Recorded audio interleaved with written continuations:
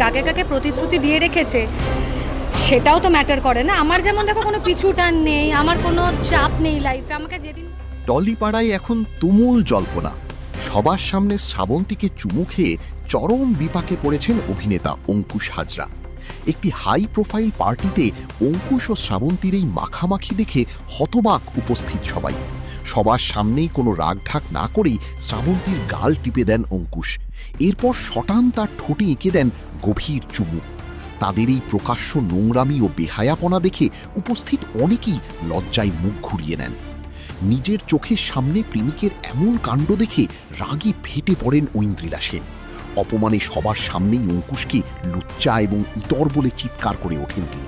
আগামী 31শে জানুয়ারি থেকে তোমরা, ও এটা ডেফিনেটলি আমাদের কাছে খুবই দেখার ইচ্ছে আছে, প্লিজ যাও।